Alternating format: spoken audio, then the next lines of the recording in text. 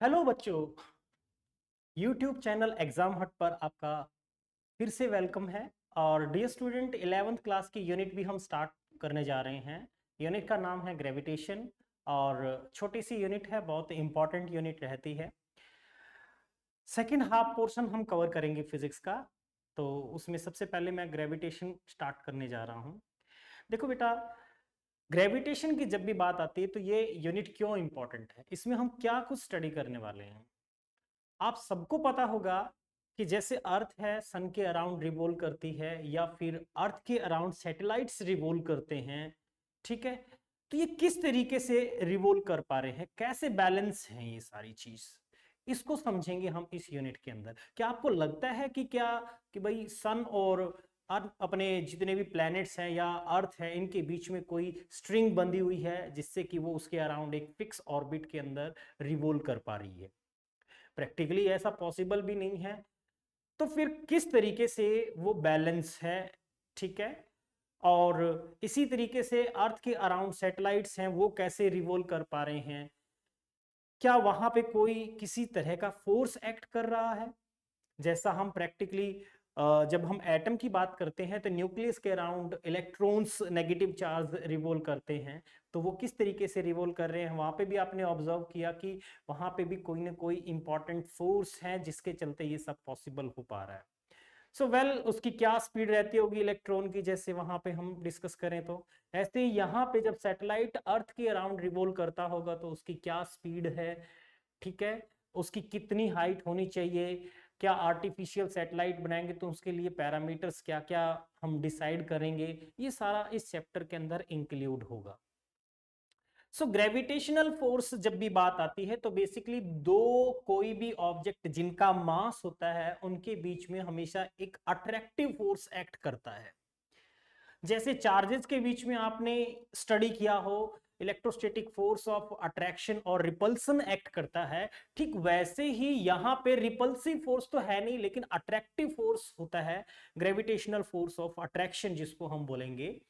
और ये जो ग्रेविटेशनल फोर्स ऑफ अट्रैक्शन है, ये माइक्रोस्कोपिक ऑब्जेक्ट से लेके मैक्रोस्कोपिक ऑब्जेक्ट के बीच में एक्ट करता है। जैसे आप चाहोगे कि भाई दो प्रोटॉन पड़े हैं तो दो प्रोटॉन के बीच में repulsive force, electrostatic force of repulsion है, तो डेफिनेटली उनके बीच में ग्रेविटेशनल फोर्स ऑफ अट्रैक्शन भी है। वो एक अलग बात है कि ग्रेविटेशनल फोर्स ऑफ अट्रैक्शन बहुत वीक फोर्स है as compare to the electrostatic force of repulsion between them.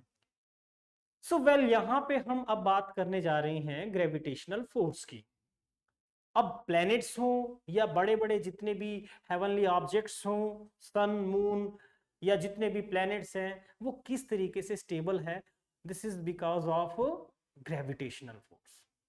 So let's get started with Newton's law of gravitation. Newton का ग्रेविटेशनल लॉ क्या कहता है? देखिए, बचपन में हमें किताबों में पढ़ाया गया कि कोई भी जो कंसेप्ट है, छोटी क्लास में ऐसे दे रखा होगा कि न्यूटन जो है किसी पेड़ की छाया में बैठे हैं, एक एप्पल ऊपर से नीचे गिरता है।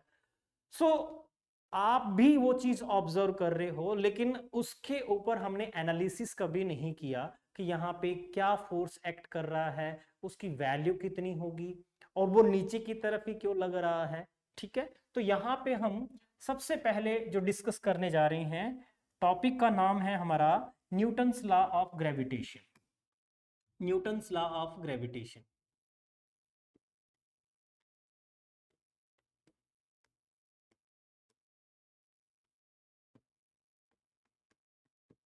Newton's law of gravitation. Newton ने एक बहुत इंपॉर्टेंट लॉ बना दिया कि दो ऑब्जेक्ट, मान लो मेरे पास में ये कोई एक ऑब्जेक्ट है, एक अनदर ऑब्जेक्ट हमने ये कंसीडर किया जिनका मास हमने m1 और m2 कंसीडर किया है, ठीक है। m1 और m2 हमने मास इनका कंसीडर किया। इनके सेंटर के बीच का जो डिस्टेंस है, सेंटर टू सेंटर जो डिस्टेंस है, उसको हमने लेट्स सपोज r से रिप्रेजेंट किया। तो अकॉर्डिंग टू न्यूटन, जो इनके बीच में ग्रेविटेशनल फोर्स ऑफ अट्रैक्शन होगा, it is directly proportional to the product of magnitude of masses and inversely proportional to the square of distance between their centers. Newton ने ये चीज observe किया कि जो उनके बीच में जो ग्रेविटेशनल पुल है वो बेसिकली प्रोडक्ट ऑफ मासेस के डायरेक्टली प्रोपोर्शनल है and inversely proportional to the square of distance between them. Then after हम इसको इक्वल अगर लिखते हैं तो यहाँ पे एक कांस्टेंट इंक्लूड करते हैं z m1 m2 upon r square. ये ग्रेविटेशनल फोर्स का एक फॉर्मूला हमारा तैयार हो गया। न्यूटन ने g को इंक्लूड किया। z यहाँ पे क्या है इसके बारे में भी थोड़ा सा समझते हैं। z को हम 6.67 इंटू 10⁻⁻11 न्यूटन मीटर स्क्वायर पर केजी स्क्वायर वैल्यू हम लेते हैं इसकी, और ये एक यूनिवर्सल कांस्टेंट है। ये क्या है? एक यूनिवर्सल कांस्टेंट है।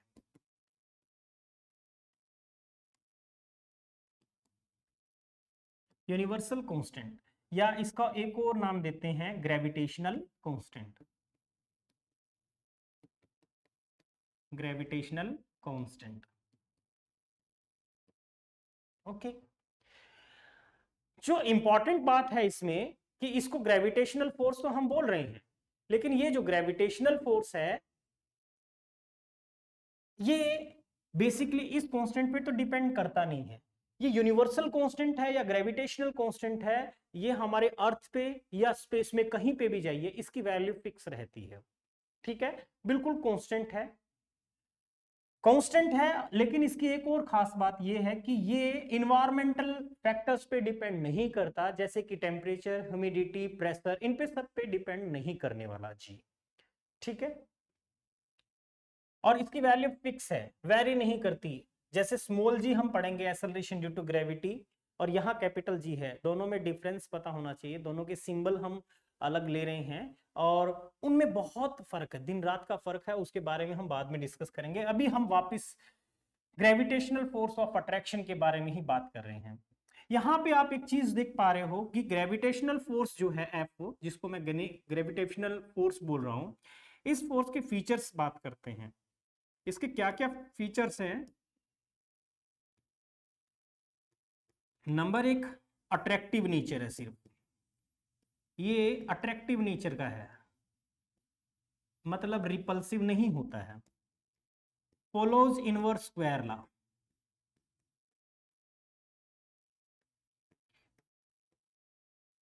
इनवर्स स्क्वायर लॉ को फॉलो कर रहा है। Follows Newton's third law, Newton का थर्ड लॉ आपने स्टडी किया था, और every action there is always equal and opposite reaction, उसको भी फॉलो कर रहा है। Follows Newton's third law. Central force, central force मतलब दोनों ऑब्जेक्ट के सेंटर से एक्ट करता है। ये फोर्स दोनों के सेंटर से एक्ट करता है, central force. Do not depend upon medium,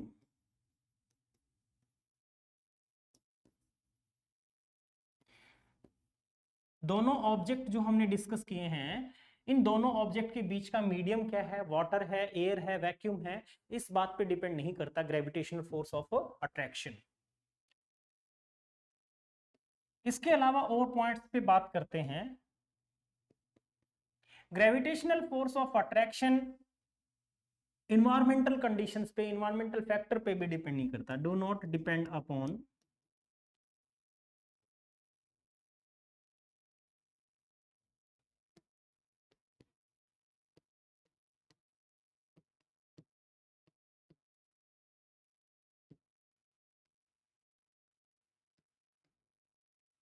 environmental factors like temperature, pressure, humidity, इन पे ये डिपेंड नहीं करता। सिर्फ अट्रैक्टिव नेचर है। वीकेस्ट फोर्स है दुनिया में, अगर हम बात करें तो वीकेस्ट फोर्स, सबसे कमजोर फोर्स है वीकेस्ट फोर्स। सबसे strongest force nuclear force, weakest में ये है। लॉन्ग रेंज है, लॉन्गेस्ट रेंज। रेंज की अगर बात की जाए तो इसकी रेंज सबसे ज्यादा है। ठीक है, ये तो इसके कुछ जनरल साइलेंट फीचर्स हो गए, ये इसके साइलेंट फीचर्स हैं। Newton's law of gravitation, okay. अब देखो नेक्स्ट पॉइंट समझते हैं। न्यूटन्स लॉ ऑफ ग्रेविटेशन में हम बात करते हैं, इसको वेक्टर फॉर्म में थोड़ा सा समझने की कोशिश करते हैं, वेक्टर फॉर्म में कैसे लिया जाए इसको। न्यूटन्स लॉ ऑफ ग्रेविटेशन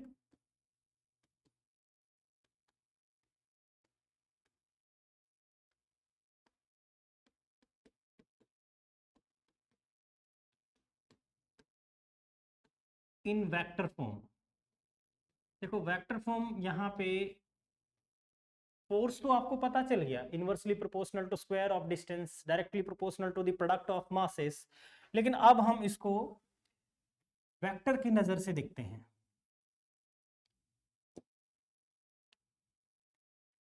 ये y एक्सिस और लेट्स सपोज ये हमारा x एक्सिस हो गया, और यहां से हमने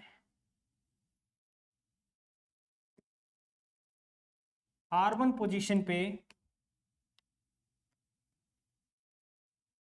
R1 पोजीशन के ऊपर हमने एक ऑब्जेक्ट रखा जिसका मास m1 है, यहां एक ऑब्जेक्ट रखा जिसका मास हमने m2 कहा, इसकी पोजीशन हमने R2 कंसीडर कर ली।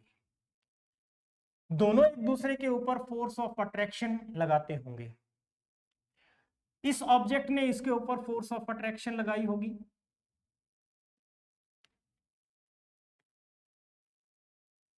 ठीक है। किस तरीके से लगाया होगा, दोनों एक दूसरे को फोर्स ऑफ अट्रैक्शन अप्लाई कर रहे होंगे, ठीक है। जैसे मान लो कि भी मैंने कहा कि m1 जो है इस m2 को अपनी तरफ खींच रहा होगा, m1 m2 किस तरीके से बैलेंस है, यहां पे मैंने लिखा F12 यानी force on m1 due to m2। m1 भी फोर्स लगा, m2 ने लगाया, इसी तरीके से F21 जो है, F21 ये क्या है, gravitational force on m2 due to m1, where R12 का मतलब क्या है, displacement from m1 to m2, m1 से m2 की तरफ, और R21 का मतलब है displacement from m2 to m1, okay. अब देखिए ये सारे पॉइंट्स हमें समझ आ गए हैं। यहाँ पे ये जो मैंने एरो का साइन लगाया है ये है फोर्स ऑन 2/1 और ये लगेगा फोर्स ऑन 1/2, एक दूसरे के इक्वल एंड अपोजिट है, ये प्रूव भी किया जा सकता है यहाँ से। चलो चेक करते हैं। सबसे पहले ये पॉइंट्स आपको अगर समझ आ गए हैं तो हम बनाते हैं, इसको बनाते हैं, किस तरीके से लिखते हैं। देखिए सबसे पहले मैंने ये वाले फोर्स के बारे में बात करता हूं, इसको हटा देते हैं अगर नोट कर लिया है तो, ठीक है। मैंने सबसे पहले फोर्स ऑन 1/m2, तो कैपिटल G m1 m2 ये तो हमारी स्केलर वैल्यूज हैं, एज इट इज आएंगी। अब इनके बीच का जो डिस्टेंस है, फोर्स ऑन m1/m2, m2 इसको अपनी तरफ खींच रहा होगा, तो डिस्प्लेसमेंट 1 से 2 की तरफ हुई होगी, इसके मैग्नीट्यूड का स्क्वायर लगा, और यहां पे unit vector R12। Similarly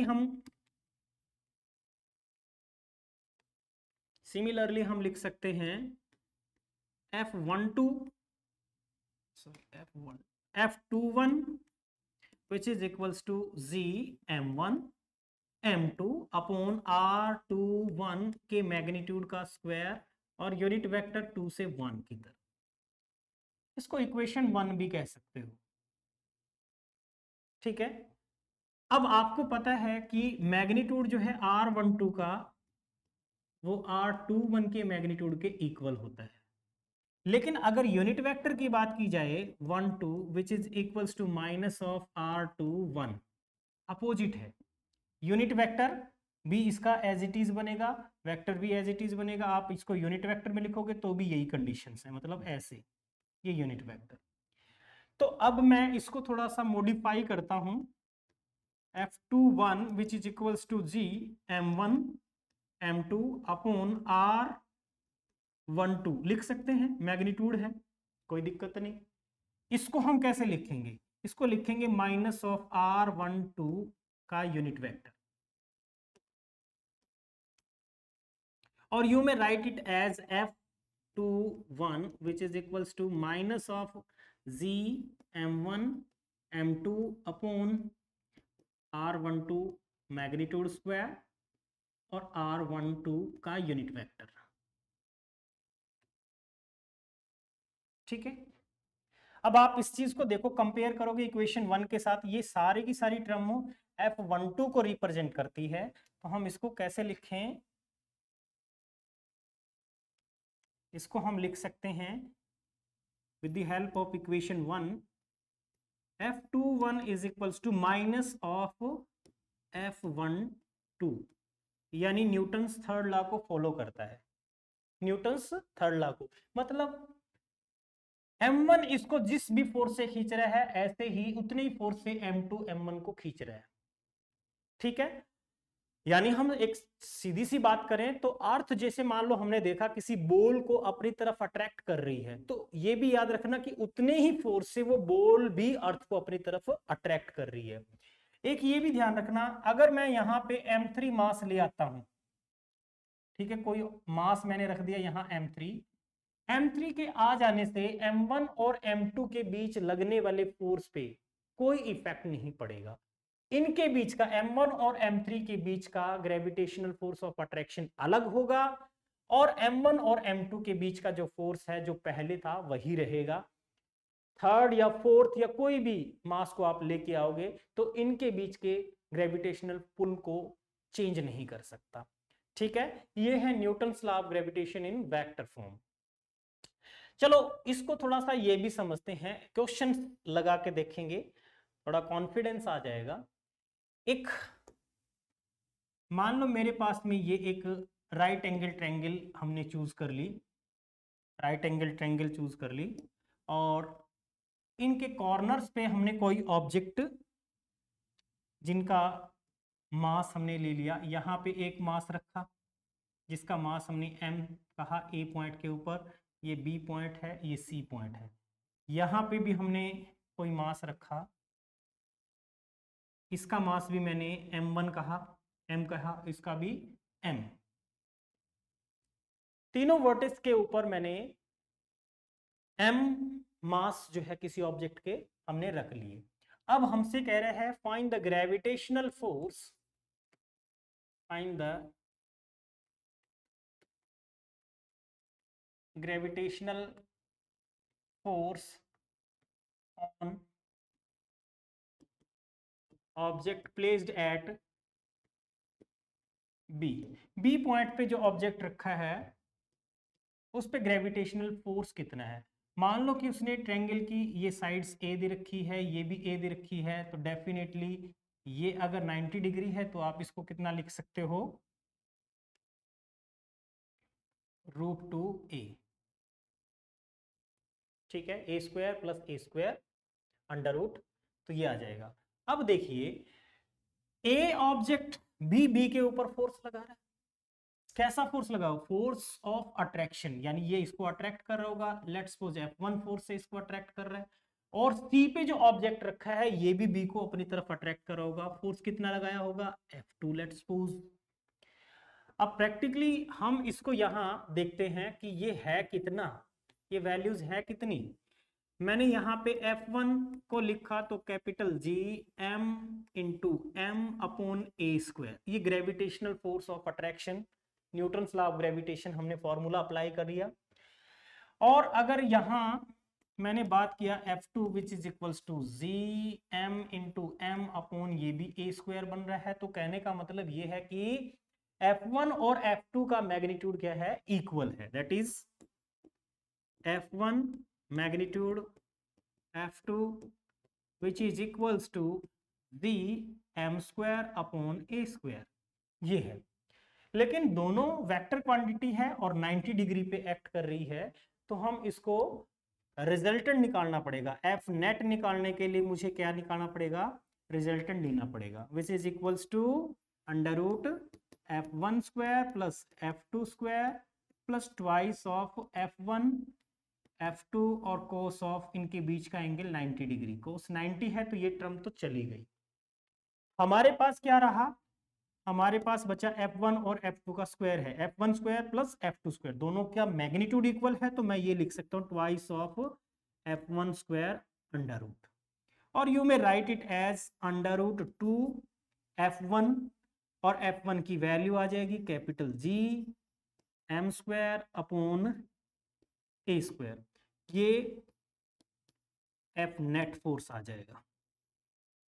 direction की बात करें तो दोनों फोर्स अगर इक्वल है तो ठीक बीचों बीच लगेगा, यानी इधर से आप 45 डिग्री पे कह सकते हो ये एफ नेट की डायरेक्शन है।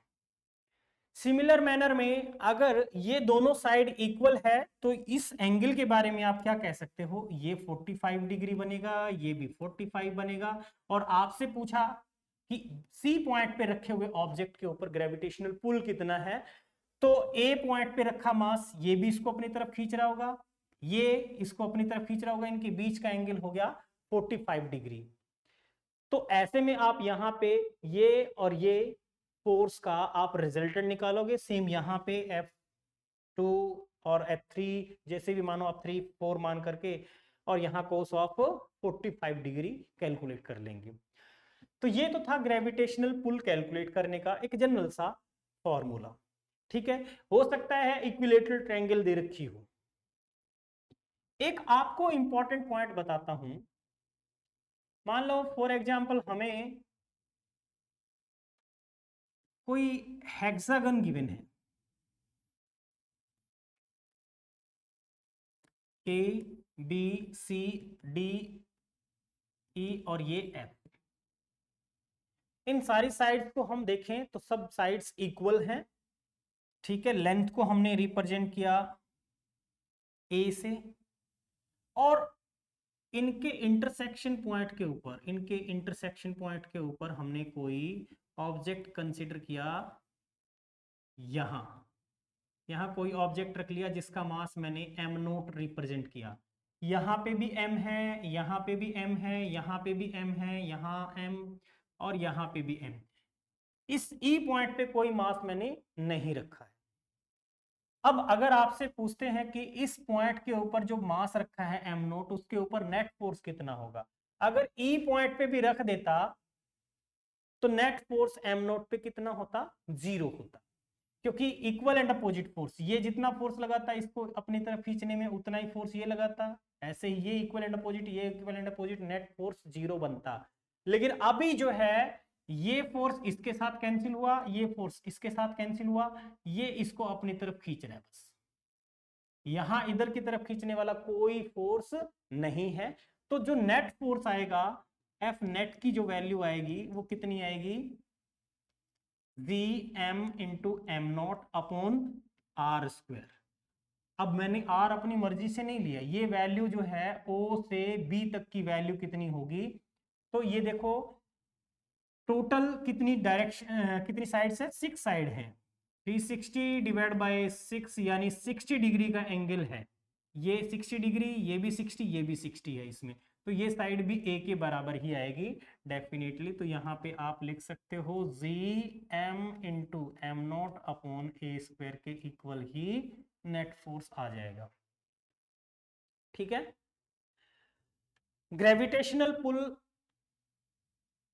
आप ऐसे निकाल सकते हो, अगर यहां पे भी मैंने m मास रख दिया तो ऐसे हालात में इसके ऊपर नेट फोर्स कितना बनेगा, 0। अगर इनके मैग्नीट्यूड को वेरी कर दिया तो नेट फोर्स 0 नहीं होगा, ये भी ध्यान रखना है।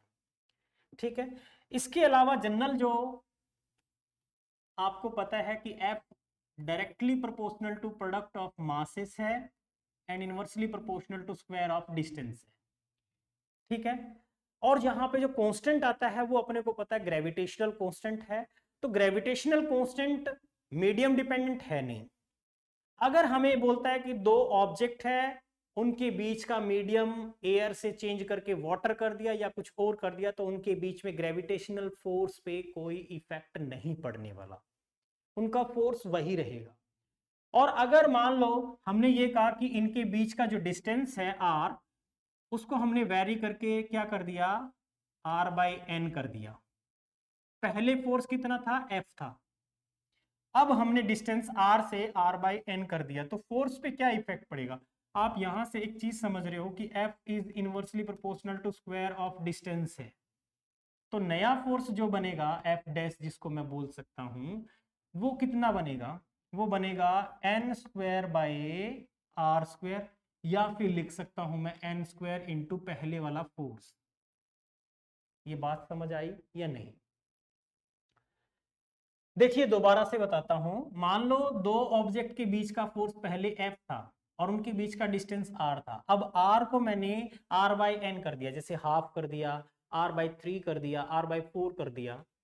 तो जितने टाइम्स करता हूं मैं, उतने ही टाइम उनके स्क्वायर का टाइम के बराबर हो जाएगा फोर्स। जैसे मैंने कहा कि R बाई 2 है, तो R बाई 2, यहाँ R बाई 2 का स्क्वायर करूंगा, 4 बना, 4 यहाँ पे आ जाएगा, यानी 4 टाइम्स हो गया, 2 का स्क्वायर हुआ, यानी 3 होगा तो 3 का स्क्वायर, और अगर यहाँ R बाई 5 होगा तो 5 का स्क्वायर, इतने टाइम्स हो जाएगा पहले बारे फोर्स का। एक कंडीशन। दूसरी कंडीशन, अगर उसने R को वेरी किया है, n टाइम्स R बना दिया, तो ऐसे में F डैश नया फोर्स कितना बन जाएगा, that will be equals to previous force divide by n square. उस केस में आप ये फॉर्मूला यूज करोगे, ठीक है।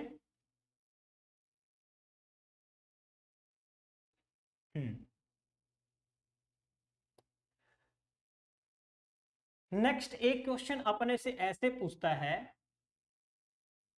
कि जैसे मान लो कि भाई मेरे पास में एक ऑब्जेक्ट लिया मैंने, m मास है, कैपिटल M मास है, और इसका एक पार्टीशन तो हमने कर दिया x, तो दूसरा पार्टीशन कितना हो जाएगा, वो हो जाएगा m माइनस एक्स, ठीक है। और बोलता है कि ये x वैल्यू कितनी होनी चाहिए सो दैट कि इनके बीच का जो ग्रेविटेशनल पुल है वो मैक्सिमम हो जाए, ठीक है। यानी एक मास था m, इसके हमने दो पार्टीशन कर दिए, एक ये और एक पार्टीशन हमने बना दिया ये। अब दो पार्टीशन बनाने पे ये बोलता है find the value of x so that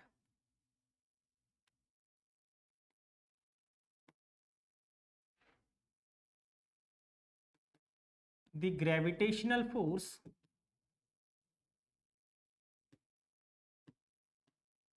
between them becomes maximum,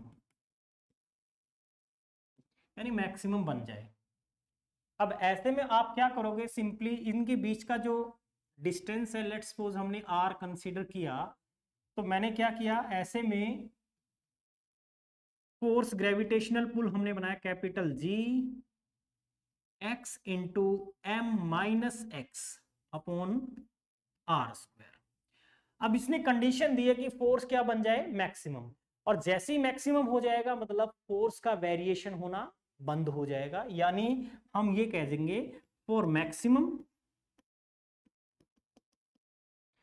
for maximum या मैक्सिमा के लिए हम लिखेंगे D F upon D X is equals to 0, ठीक है। इसको आप अंदर मल्टीप्लाई कर लो, g upon are square into M into X minus X square. इसका आपने डिफ्रेंसिएशन करना है, ठीक है। इसका आपने क्या करना है, डिफ्रेंसिएशन करना है, विद रिस्पेक्ट टू एक्स करना है, विद रिस्पेक्ट टू एक्स करना है। तो मैंने किया इसका डिफ्रेंसिएशन, क्या इस टर्म का, तो ये बनेगा z upon are square bracket, x के रिस्पेक्ट में करूंगा तो capital M minus twice of x equals to 0, या हम लिखें m minus twice of x equals to 0, या फिर लिखे 2x is equals to m और x is equals to m by 2 अगर है तो मैक्सिमम फोर्स उनके बीच में एक्ट करेगा, ठीक है। ऐसे टाइप का क्वेश्चन सेट कर सकता है, ठीक है। एक ऐसे भी क्वेश्चन देता है, एक क्वेश्चन ऐसे भी देता है कि भाई ये हमारे पास में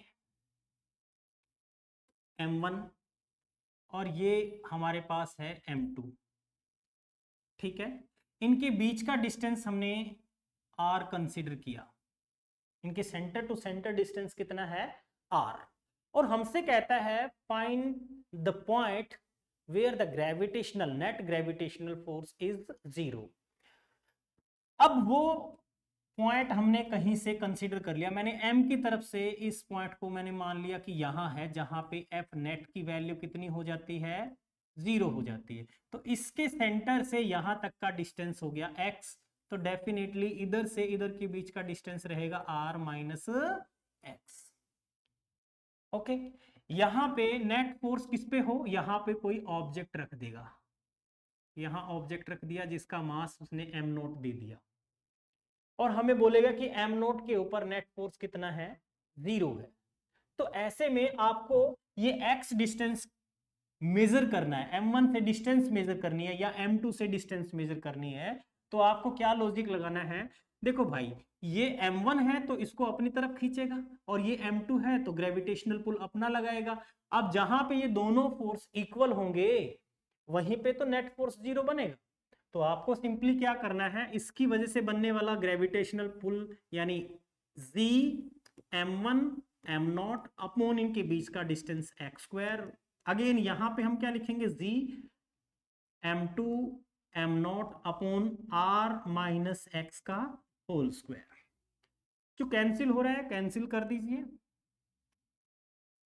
g से z m0 से m0 कैंसिल हुआ। हमारे पास बच गया क्या, m1 अपॉन m2, और इधर बनेगा x² upon r minus x का होल स्क्वायर। ओके, या फिर मैं इसको ऐसे भी लिख सकता हूं, थोड़ा सा काम और कर देते हैं, पलट दो इनको, m2 अपॉन m1, और ये बन जाएगा r minus X upon x का होल स्क्वायर। समझ आया।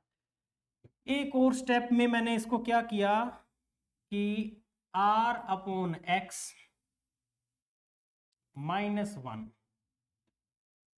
और इसका पूरे का जो स्क्वायर था इधर स्क्वायर रूट कर दिया हमने m2 बाई m1।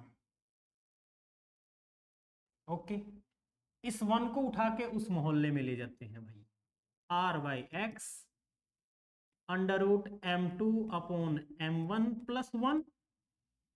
ओके, और मुझे तो x चाहिए था, सो डिस्टेंस फ्रॉम m1 यानी x which is equals to r upon square root of m2 by m1 plus 1। इतना डिस्टेंस होगा। आप डायरेक्ट भी लगा सकते हो, ये ट्रिक जो है डायरेक्ट भी लगा सकते हो, लेकिन आपको ये ध्यान रखना है कि इसमें जो मैंने x डिस्टेंस लिया है, ये x डिस्टेंस कहां से है, इस m1 से है, ये याद रखना।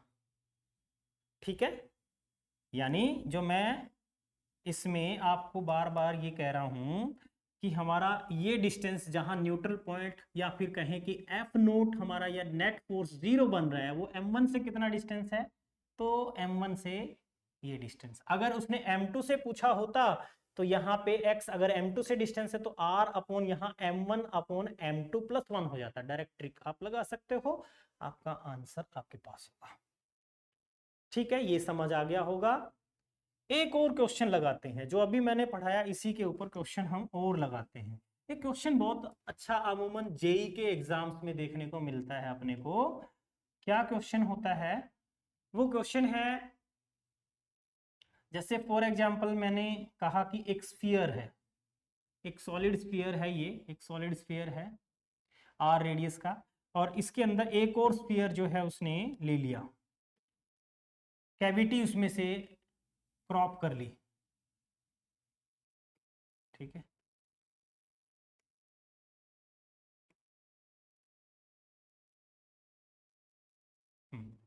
ऐसे कैविटी उसने क्रॉप कर ली। ये है ओरिजिनल जो स्फीयर था उसका सेंटर, और इसमें से हमने एक इतना कैविटी जो है क्रॉप करके इसमें से निकाल दिया। कितनी है ये कैविटी एक्चुअल में, इसको ऐसे भी समझते हैं भाई। ये कैविटी इसने ऐसे दे दिया, लेट्स सपोज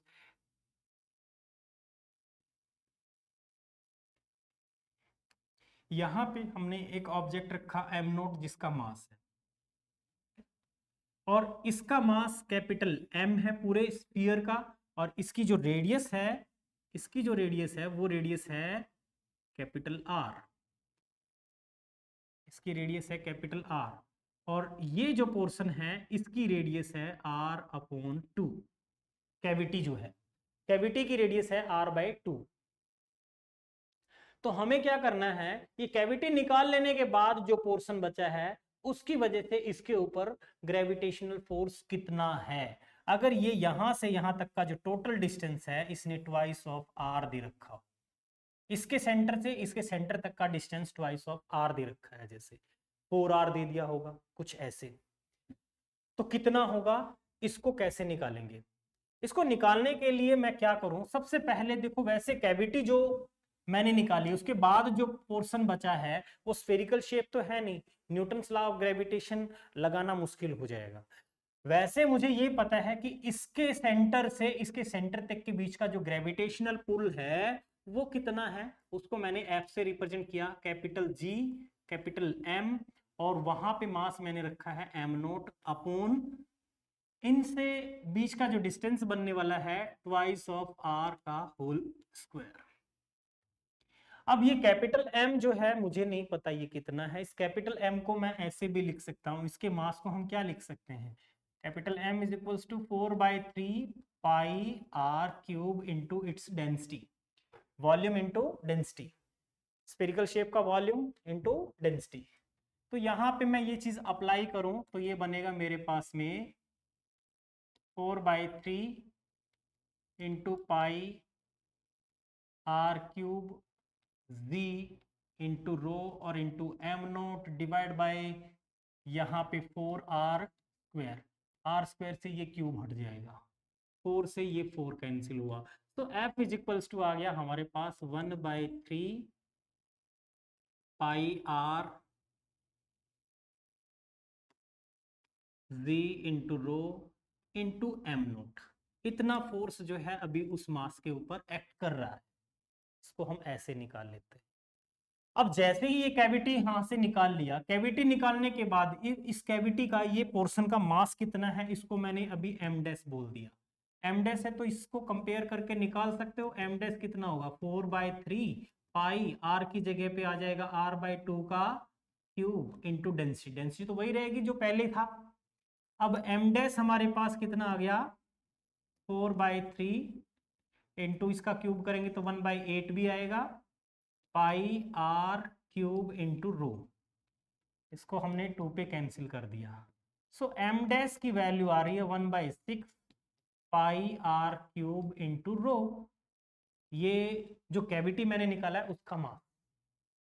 अब इस कैविटी की वजह से जो ग्रेविटेशनल पुल है इसके ऊपर वो निकाल लेते हैं, हालांकि वो पूछा नहीं है, लेकिन वो फोर्स में अगर निकाल लो तो पहले वाले फोर्स में से सब्ट्रैक्ट करेंगे तो बाकी बचा हुआ जो फोर्स है वो इस पोर्शन का, रिमेनिंग पोर्शन का फोर्स आ जाएगा इसके ऊपर। ठीक है, इसको आप F1 कह दो, और F2 जो कैविटी आपने निकाली है उसकी वजह से फोर्स कितना होगा इसको लिख लो, F2 which is equals two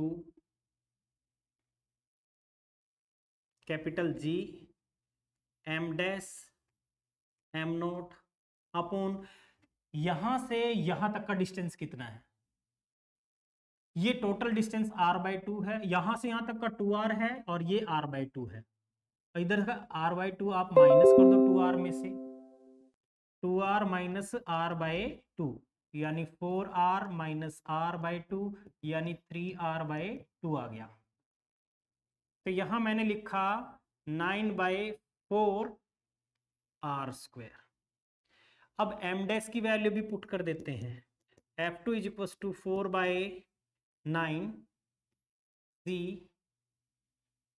upon r², और m डैश की वैल्यू आ रही है मेरे पास 1/6 pi are cube into rho और into M naught. R cube से ये आर हट जाएगा, इसको 2 पे, इसको 3 पे। ठीक है, जो वैल्यू आ गई उसको हम लिखते हैं F2 which is equals to 2/27 pi c into r into rho into M naught, ये आ गया। ठीक है, और अगर इसके साथ कंपेयर करें तो यहाँ देखो 1/3 सेम वैल्यू ये यहाँ पे भी है। पहले वाले फोर्स के कंपैरिजन में कितना फोर्स है तो वो आप बता सकते हो तुरंत। इसको 1/3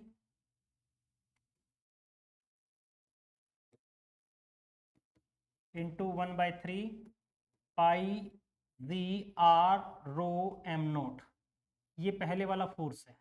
सो बेसिकली F2 किसके बराबर आ गया, 2/9 ऑफ प्रीवियस फोर्स, इसके बराबर वैल्यू आ जाएगी। ठीक है, ऐसे हम कैलकुलेट कर सकते हैं। बाकी क्वेश्चन में ऑप्शन क्या दे रखे हैं उसके हिसाब से आप क्वेश्चन सोल्व कर सकते हो। तो ये तो था न्यूटन्स लॉ ऑफ ग्रेविटेशन। ठीक है, कैसा लगा लेक्चर जरूर कमेंट करना और शेयर जरूर करना। आज का पहला लेक्चर, कल इससे आगे के पॉइंट्स डिस्कस करेंगे, देखते हैं नए टॉपिक क्या होने वाले हैं। तो stay tuned with exam hut academy. Thank you, आज के लिए इतना ही। Good luck, have a nice day.